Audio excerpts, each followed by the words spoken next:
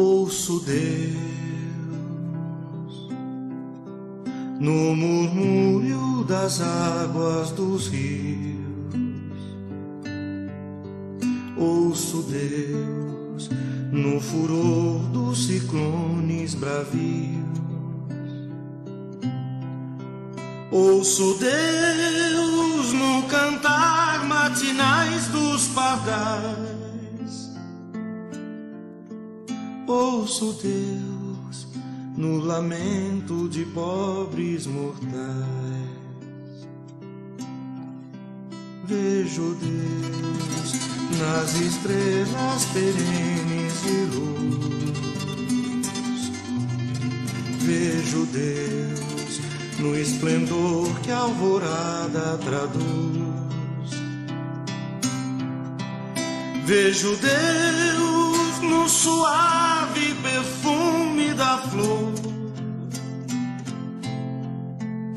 Vejo Deus no adeus, companheiro da dor. Minha mãe foi evangélica a vida inteira, ela era da igreja presbiteriana, os pais dela eram da igreja presbiteriana, tanto que ela, até a morte ela sabia a Bíblia inteira. Ela sabia de cor e salteado qual era o versículo, capítulo, enfim, Novo Testamento, Velho Testamento, porque ela aprendeu até se tornar espírita. Foi por volta de 30 anos que ela sempre teve uma mediunidade muito aflorada. E ela descreve muito isso no livro que ela relata a história da vida dela. Só que ela nunca sabia o que era isso, não entendia. E quando ela estava casada já com meu pai, primeiro ela foi a psiquiatra, porque ela escutava vozes, ela sentia alguém puxar o cabelo, ela escutava bater de porta e ela, enfim, acabou indo, ela sempre falava isso, que quem salvou foi uma psiquiatra, que ela foi a São Paulo e que era espírita, que na época fez todos os exames e sugeriu a ela que ela não tinha nada e que ela devia procurar algum centro para ela desenvolver. Irene Carvalho e Mário Carvalho. Esse casal levou praticamente para a sua casa, na Avenida W3 Sul, a Comunhão Espírita de Brasília. E ambos acabaram fazendo também da Comunhão Espírita a sua casa. Agora, como um ser humano, o que eu acho mais fantástico na minha mãe, tirando a mediunidade, que todo mundo conhece, porque o mais forte foi a mediunidade mesmo, eu acho que é importante destacar ela como mulher. Eu acho que minha mãe foi faltada por 3 adjetivos, que era a coragem, a determinação e a ousadia. O que ela queria, ela ia atrás. No teatro, ou para filho, ou para defender um amigo, ela ia às últimas consequências. Ela sempre foi muito corajosa. E isso eu acho que eu herdei um pouco dela também, porque eu também sou muito determinada como ela. E eu me lembro, às vezes eu me vejo em alguma dificuldade e me lembro exatamente como é que ela faria se ela estivesse ali. E isso me impulsiona, isso me serviu de exemplo. Quando alguém ia lá em Beraba conversar com o Chico Xavier, e queria, de repente, talvez, né, alguma orientação dos espíritos, algo que fosse mais direcionado, o Chico sempre brincava e dizia assim: mas você veio de Brasília para Uberaba? Lá em Brasília tem Irene Carvalho, que era uma média assim, excepcional. Na nossa convivência e de fatos mediúnicos, na convivência com ela, eu guardo muitas histórias, né? Uma que foi muito marcante para mim foi quando eu fiquei grávida da Marina, da minha filha. Eu não sabia ainda que estava grávida, não. E a dona Irene tinha me chamado lá na comunhão, nessa época já tinha lá o quarto andar onde ela ficava, né, era meu estúdio ali para ela, escritório. Ela estava com a ideia de fazer um livro chamado Israel de Todos os Tempos, que ia contar das experiências mediúnicas dela, que foram muitas. Das vezes, se não me engano foram 2 vezes, mas eu sei que ela ia contar de uma viagem que ela tinha feito para o Oriente com o seu Mário, né? Ainda ali nos anos 70, ela ia fazer. E aí eu tinha ido lá, ela tinha me chamado para a gente ver se eu poderia ajudá-la na compilação da obra. Ela estava já com algumas memórias dos textos. E também se eu podia fazer a ponte entre ela de novo e o Joey, que é um amigo nosso, o Joey Rodrigues, que é trabalhador da comunhão também, que tinha feito, no comecinho dos anos 90, nós fizemos juntos também um livro chamado Otávio Cantelli, que era uma psicografia da Dona Irene do Espírito Franco Leal. Eu tinha feito o copydesk, né, a parte do texto, o Joey tinha feito a capa, foi uma experiência muito legal. E aí, nessa época, ela me chamou lá para ver se a gente teria a mesma experiência com esse livro, que nunca saiu, né, Israel de Todos os Tempos. O fato é que eu cheguei lá, já era de noite, tinha trabalhado o dia inteiro, e aí eu sentei lá na mesa com ela, me lembro como se fosse hoje. E aí ela começou a mostrar as anotações dela, naquela época era datilografia, ela tem um monte de folha datilografada para me mostrar, e eu senti muito sono na hora que ela começou a me mostrar, e bocejei. E na hora que eu bocejei, ela virou para mim e falou: minha filha, gravidez dá sono mesmo, você sabe, que eu já tinha, né, 2 filhos, o Matheus e o Gabriel, antes da Maria. E aí ela falou: gravidez dá muito sono mesmo. E eu olhei para ela e falei: não, mas eu não tô grávida não, Dona Irene. Aí ela riu e falou assim: tá grávida. E é sua amiga que tá vindo. Que linda que ela é. E aí eu fiquei assim impactada. Mais ou menos 4 meses depois, na ecografia eu vi que era uma menina mesmo. E a Marina é uma menina linda mesmo. Meu pai gostava muito da Dona Irene, mas não gostava de encontrar com ela, porque ele era fumante inveterado. E aí ela encontrava com ele, quando ela encontrava com ele, ela dizia assim: você precisa fazer um tratamento de cura na comunhão, né? Porque esse cigarro vai acabar com você, e você tem algum problema e tudo. Então ele não gostava de encontrar com ela. E quando ele encontrava, ela dizia assim: você vai pra cura semana que vem, no tal dia, acho que era quarta-feira. E aí ele dizia: ai meu Deus, lá vou eu de novo. Aí ela dizia assim: mas você não vai conseguir deixar de fumar nesse dia, né? Nem no dia anterior. Ele: não vou. Aí ele dizia assim: então tá, vamos fazer assim, você pode fumar um cigarrinho, mas comer carne você não pode. Você tem que fazer alguma coisa para se comprometer com esse tratamento. E ele dizia: não, então tá, eu não como carne e eu fumo só um cigarrinho. Ela controla. Então essa generosidade dela, né, em saber que existia uma disciplina naquele tratamento, mas que ele não ia conseguir, mas que ele merecia aquele tratamento, né? Então ela tinha essa generosidade de deixar ele burlar um pouco aquilo, mas justamente para ser atendido nas necessidades dele, pelo bem que ele fazia, porque ele também ajudava muito aqui a instituição, então ela entendia isso. Isso é uma coisa especial das pessoas especiais.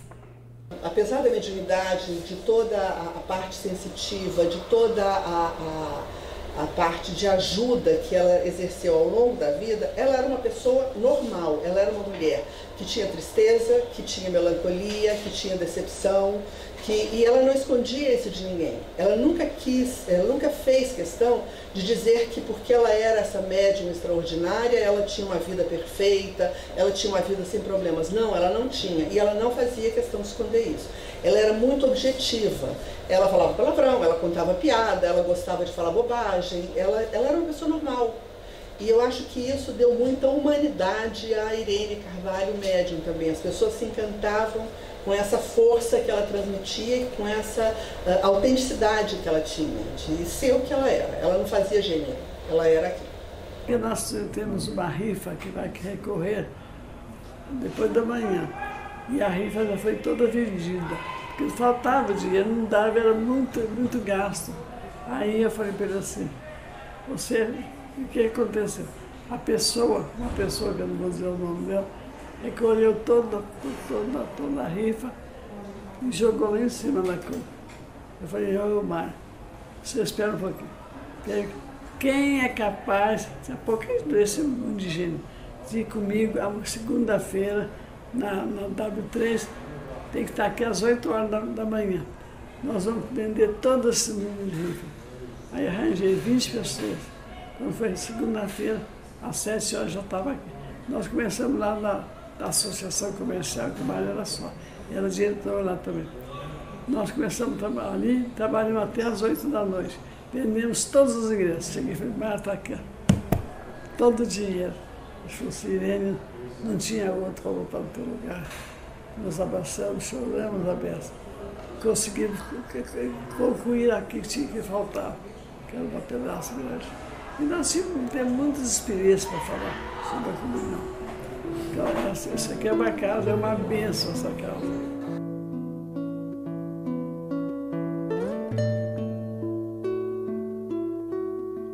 Quanta luz neste ambiente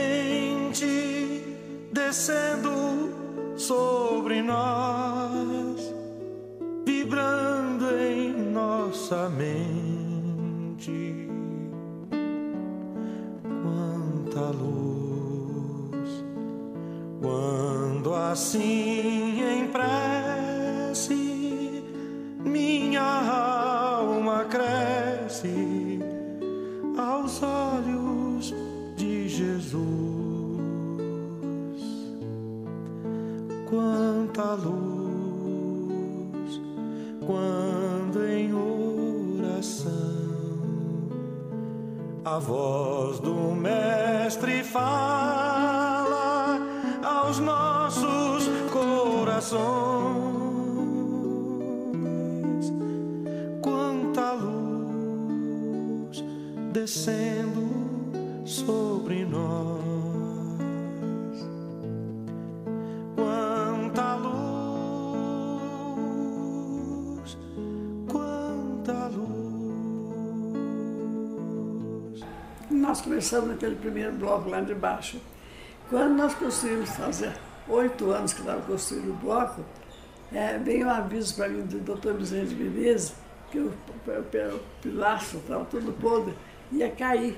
Com essa secura de Brasília, e chuva, ia cair de bola se tivesse muita gente. O Mário mandou deslanchar, o engenheiro era muito bom. Levamos mais 8 anos para construir aquele primeiro prédio, lá embaixo. Eu fiquei morta de cansado. Aí, quando terminou lá, eu estava na Índia, e lá Chico Xavier me acompanhando, falando as coisas que aconteceram lá na Índia. Ele falou assim: Mário Barata, lembra de uma coisa, você teve uma doença muito séria, um câncer. Você está curado. Agora você vai preparar para construir outro pavilhão. Vai levar mais de 8 anos, uns 12 anos. Porque tudo tem que arrumar o dinheiro. Ele falou também. Então, quando você terminar essa construção do segundo horário, isso aqui tudo, a doença volta. Aí mandamos, quando deu a planta, aí mandamos fazer o cálculo. Só o cálculo ficava em 300 mil cruzeiros, só a parte de concreto, que era um absurdo. O João Alonso falou assim: você está doido, rapaz. Você tem 4 mil cruzeiros em caixa e começar uma obra que você está fazendo assim. Pagar a luz. Diz os Espíritos que obra nossa não pode parar. Aí começamos. Aí fizemos as campanhas, a nossa salvação da comunhão. Foi uma obra que não teve problema nenhum de terminar. Foi uma obra que foi relativamente rápida. E hoje está isso aqui, que a hora que eu vejo todas as vezes que eu vejo esse corredor, eu fico deslumbrado com essa senhora, mas ele perde aqui dentro. Eu fico deslumbrado com a quantidade de sala que tem. Igual que eu entro ali naquela prédio aí, eu muitas vezes até não acredito. Agora, a maior emoção que eu tive foi quando nós terminamos aquela parte de trás. Tinha um meio-fio lá por trás, lá eu sentei lá, que hora que eu olhei para frente, eu vi aquela altura ali, eu senti uma emoção tão grande de ver a grandeza da comunhão, naquela parte de cima. Agora nessa aqui, eu acho que nós já acostumamos com esse negócio de mexer com concreto, e a gente sente bem e estamos vendo que breve, o ano que vem, nós estamos já com ela toda pronta. Mas sobre meu pai, por exemplo, tem uma coisa muito interessante, ele já estava com câncer, já estava bem doente, e um dia eu falei: pai, você tem medo de morrer? Ele falou: não, eu não tenho medo de morrer. Eu só tenho medo de nunca mais voltar a Raizama, que é a fazenda que eu cuido até hoje. E um dia eu falei assim: mas será que você vai morrer logo? A gente conversava muito sobre a morte.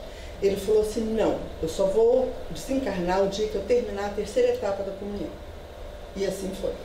Nós estávamos numa reunião mediúnica, entrou um cachorro e chegou bem nas minhas pernas. Eu falei: Mário, ela estava cheinha lá, tem um cachorro aqui encostado nas minhas pernas. Ele falou assim: belisca o rabo dele, se ele for vivo, ele grita. Eu belisquei o cachorro, gritou.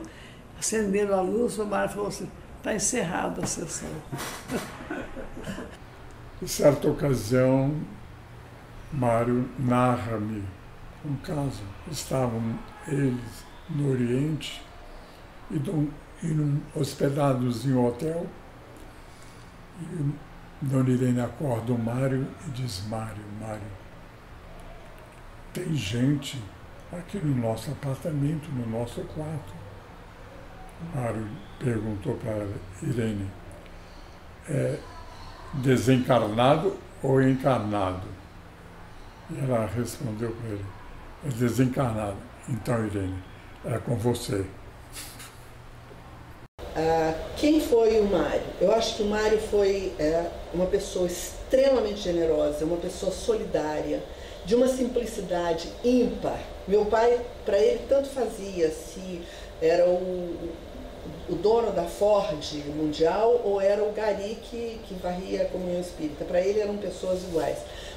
Duas frases que marcaram, que eu cresci ouvindo meu pai falar. Uma delas é: não interessa a cor, a conta bancária, quando morre vai feder nos mesmos dias depois de morrer. E a outra, ele falava assim: pensa muito no que você fala, porque o que você fala esquece, o que você ouve não. Então, isso eu guardei dele, que era a cautela na crítica, a cautela na forma de falar. Eu me lembro que quando ele estava doente, já com câncer, ele sofreu muito, ele sentia muitas dores. Um dia eu falei: pai, você não se revolta? Você não fica triste depois de passar vida, ter se dedicado tanto, feito a comunhão, vivido para a comunhão, e chegar, né, nessa altura da vida, você tem um câncer e tem tanta dor? Ele falou: não. Ele falou: se a minha fé, se eu perdesse a fé agora, que eu estou em dificuldade, não teria valido de nada a fé que eu tive a vida inteira. A fé é para um momento bom e um momento ruim. E se eu escolhi essa cruz, porque eu acreditava que era ele mesmo que tinha escolhido. Ele falou: se eu escolhi essa cruz, eu vou carregar ela até o final. E assim foi um exemplo. Né? A médica, a doutora Roberta, que tratou dele no final, o dia que morreu, ela chorava como se fosse parente. Ela falava: aprendi tanto com ele, foi uma lição de vida. E ele era uma lição de vida. Né? Meu pai era meu maior aliado, era meu parceiro. Tudo que acontecia, a primeira pessoa que eu tinha vontade de contar era ele. Quando eu descobri que estava grávida, a primeira pessoa que sabia era ele. Antes do marido era ele. Então, eu senti muita falta do amigo, porque eu não perdi só pai, né? Eu perdi me emociono. O parceiro, né? O aliado, o amigo, Quando eu tinha filho, ele ficava comigo no hospital o dia inteiro. Então, para mim eu perdi o pai, mas perdi um amigo, perdi o parceiro, perdi o aliado. Criei Valdir, o Manuelzinho, o meu sobrinho Roberto, 3 criadores. Tá. Depois Sandra, Lígia e Oswaldinho. E a minha casa é cheia de gente. Dona Irene, não tenho onde ficar. Ah, não entra. Mário, temos visita. Quem é? Não sei, não conheço. Irene, não pode estar chamando assim, não. Pode sim. Vou que fazer caridade. Entra, a casa é sua. Todo domingo a gente almoçava em casa. Mas mesmo durante a semana, eu não me lembro de nenhum dia em que tenha almoçado meu pai, minha mãe, eu, Lígia e Oswaldo. Nunca. Tinha no mínimo mais 10 pessoas de fora. Sempre. No almoço, no café da manhã e no jantar. Sempre. Isso quando não dormia. Então, por exemplo, jovem que chegava na comunhão, que tinha feito vestibular, estava na UNB e tal, mas tinha dificuldade, a mãe falava: passa a comer aqui em casa. Então, todo dia tinha que ir 10, 15 e tem vários desses, né? Várias pessoas que são amigos até hoje. Praticamente viviam lá dentro de casa. Então, minha casa era uma grande festa.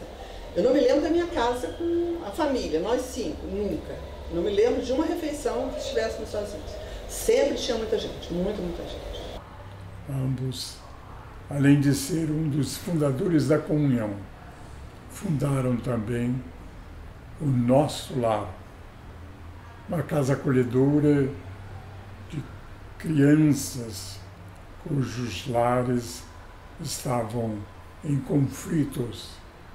E dali podemos acompanhar irmãozinhos nossos que se tornaram cidadãos. O Nosso Lar, esse ano, fez 46 anos. E a Dona Irene fez parte do time que fundou essa instituição. Era ela, o seu Mário, seu Erasmo, Dona Clara, seu Ercílio, Dona Silvia, a esposa dele. Esse time com certeza foram as pessoas que colocaram as primeiras pedras aqui no nosso lar, que construíram as primeiras casas. Entraram 2 agora na UNB, 2. É muita coisa para quem foi criado ali, mas tinha colégio, tinha come para levar para toda a escola. As festas de São João é para ganhar dinheiro lá para lá. Agora está precisando. Mas é um lar muito bonito, bem arrumado, bem abençoado, e as crianças lá têm vida assim mais própria. Não é um lar de criança abandonada, é apenas um lar, nosso lar. É interessante que a dona Irene, ela fazia um trabalho externo ao nosso lar. Ela divulgava o nosso lar, aonde ela ia, e então ela fazia até um trabalho de captação de recursos e nem sabia que fazia isso, né? Sempre pedia ajuda, ajudava na venda de cartelas para a festa junina, pedia para os amigos dela, inclusive, os amigos pessoais, para ajudar a instituição. O seu Mário não. O seu Mário, além de fazer todos os encaminhamentos para as verbas da comunhão virem para cá, mas ele vinha aqui sem avisar. Ele chegava aqui na hora do almoço e dizia assim, eu vim almoçar com as crianças. Eu vim aqui fazer uma visita para as crianças. E aí ele gostava de caminhar pela instituição, de conversar com as crianças na hora do almoço, sentava, conversava com os funcionários que almoçavam lá no refeitório. Eu tive vários momentos felizes destes de estar na companhia dele e ele conversando sobre toda a história dele e dessa turma, né, com a felicidade de estar aqui nesse espaço que é o nosso lar. E o engraçado é que desse time a dona Irene era consultora espiritual. Então, era ela quem dizia aonde a casa ia ser construída nesse terreno enorme. Porque aqui tinha sido uma invasão e aí as pessoas tinham sido tiradas daqui e houve muita briga por essa terra. Então, ela dizia que tinha áreas espirituais aqui na instituição que não deveria ter uma casa construída. Então, ela é que, junto com a espiritualidade, dizia aonde essa casa ia se erguer. Mas a gente tem certeza que eles continuam aqui trabalhando junto com a gente, porque o amor que eles tinham por essa casa e o orgulho, sabe, de dizer que eles trabalhavam para fazer das crianças pessoas dignas, isso foi a herança, a grande herança que eles deixaram. Eu lembro que muitas vezes eu, na minha juventude, pensava e dizia assim, porque aqui vão se formar doutores, aqui os meninos não vão ter mais problemas na aprendizagem, né? Quando eu era professora aqui, e eles diziam assim para mim, olha, se você conseguir um profissional digno, honrado, ético, tá muito bom, não importa se eles forem formados ou não, importante é eles terem valores. E essa herança foi a herança que eles deixaram para nós. Foi um dia que lembro que fui levá-la na comunhão, às vezes acontecia isso, né? A gente ter a oportunidade de levá-la em algum lugar. O seu Mário sempre dizia que ele era médio de transporte da Irene, leva a Irene, traz a Irene.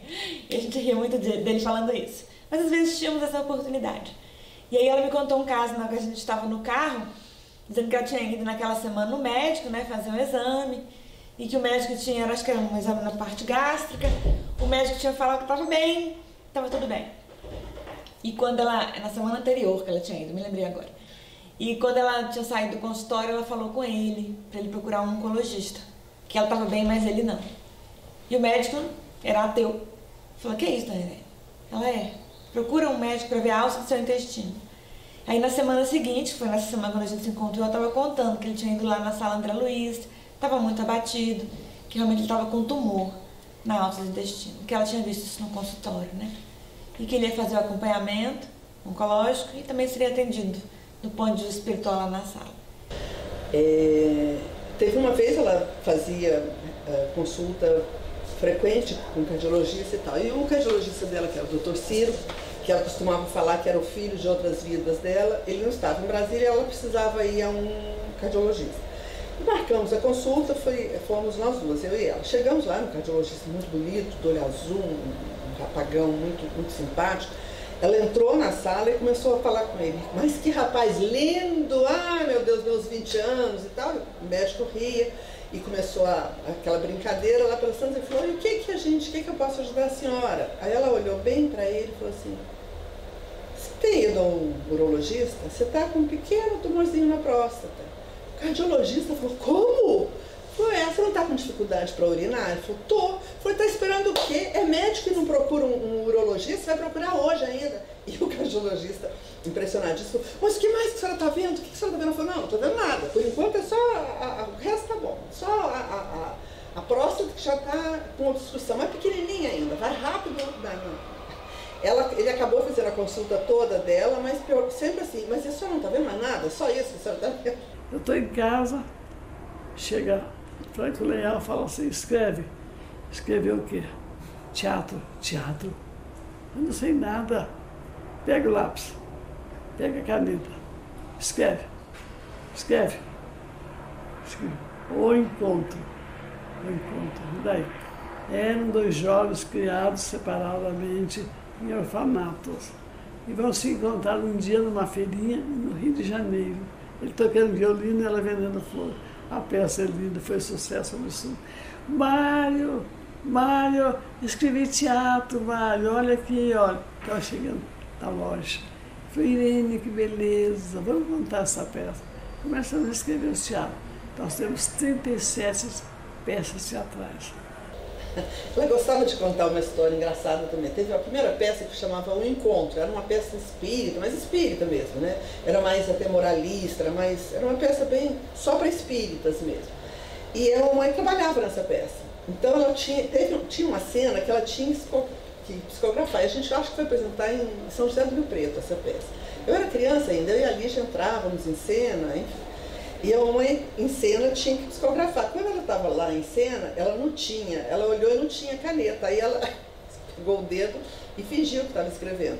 E ela disse que o irmão dela, quando acabou, foi Irene, a peça eu adorei, mas eu nunca vi falar que alguém escreve com o dedo. Foi a primeira vez. Porque no começo, a gente morava ainda em cima da Casa do Barata. Ela falava assim, hoje eu vou receber uma peça. Ela entrava pro quarto e ela mesmo escrevia, mas era assim, em 3 horas ela tinha um texto com começo, meio e fim. Ela saía e falava, tá pronta. E depois ela só entrava em detalhes, mas a história estava pronta, com os personagens, com a descrição dos personagens, as falas dos personagens. Era muito impressionante, era uma coisa assustadora a velocidade com que ela escrevia a sinopse e depois o detalhamento. Assim, em 2 dias ela tinha um texto com começo, meio e fim. E conheci a tia Irene através do Álvaro Heleno e do Adelmo Ribeiro.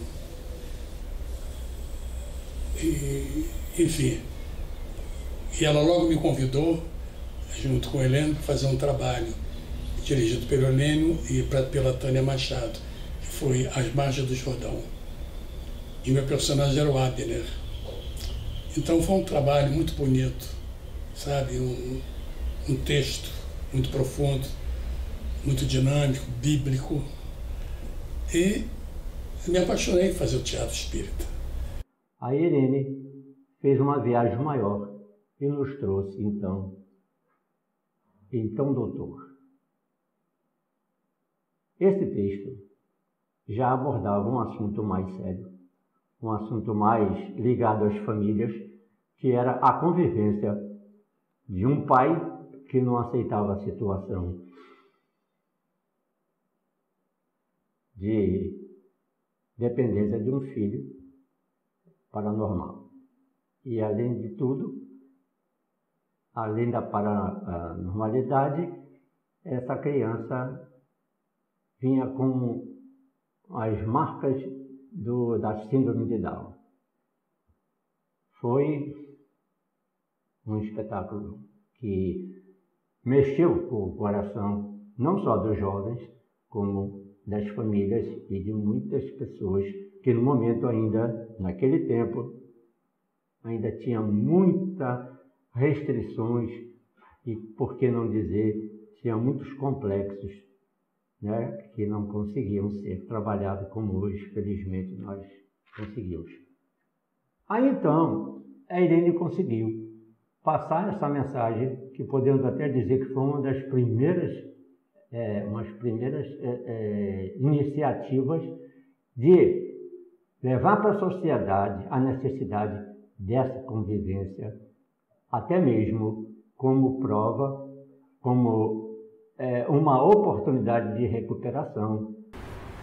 Eu conheci a Dona Irene através do Gemartu, que está aqui, né, que me convidou para fazer um personagem lindo na peça As Margens do Jordão. Era um personagem realmente emocionante. E Dona Irene chegava para mim e falava assim: olha, você é a pessoa certa para esse personagem. Você é a pessoa certa. Você canta divinamente bem. E eu, às vezes, eu ficava assim na dúvida: Gê, como é que tá, Gê? Como é que tá minha voz, hein? E Dona Irene era assim, era aquela pessoa forte, perseverante, determinada. Dona Irene, quando ela ia montar um espetáculo, ela não aceitava não como resposta. E às vezes ela começava o espetáculo assim, sem um tostão. Não tem dinheiro não, mas vai aparecer, vamos começar. E a partir disso, ela conseguia, com a determinação que ela tinha, e com a força e com o amor, aquele amor imenso que ela tinha pelo teatro espírita e pelo espiritismo em geral, ela ia atrás das pessoas certas e conseguia dinheiro, conseguia patrocínio para o lanche, conseguia patrocínio para o figurino, conseguia tudo. E a Dona Irene, para mim, sempre foi uma grande sedutora, porque eu nem sabia que existia a comunhão espírita, que nos idos de 99, 2000, teve um amigo meu que sumiu, desapareceu, né? E eu estava no Ducina. E aí o cara, vai lá na 604, tem uma senhora lá que, se você pedir com jeitinho, ela acha onde está o indivíduo. Foi assim que eu conheci a nossa amada Dona Irene.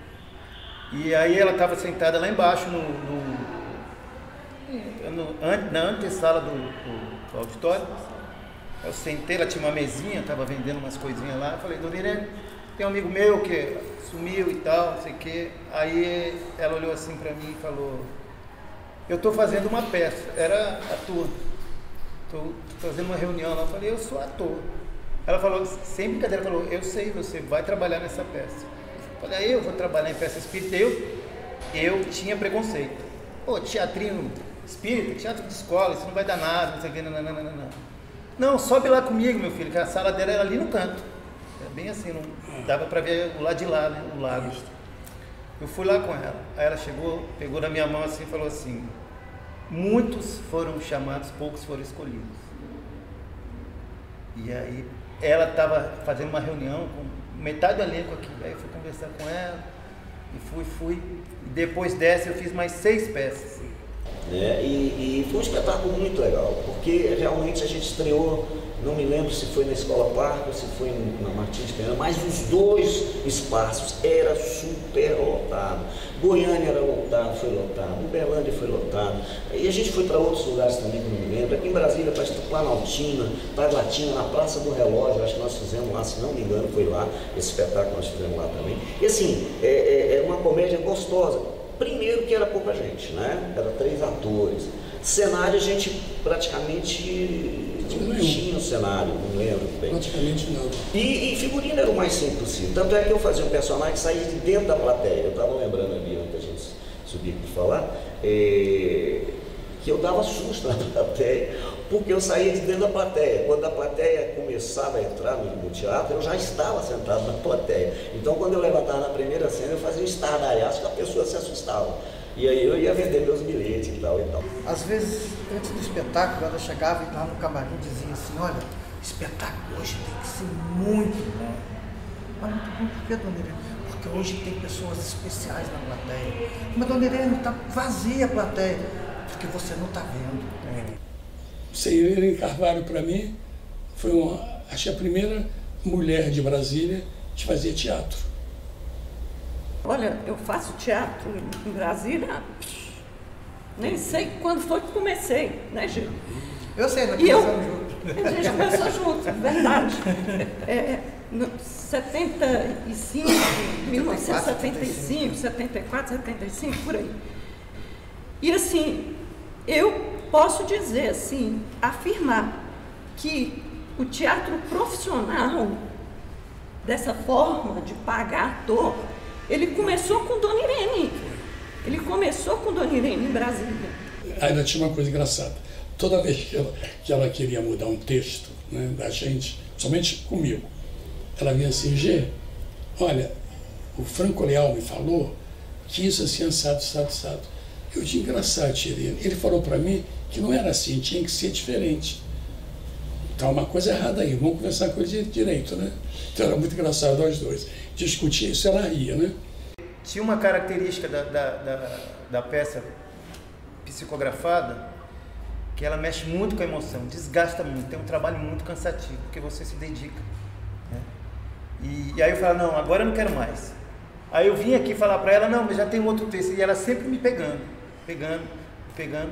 e assim, foi maravilhoso para mim, porque eu cresci como ator, como homem, o meu lado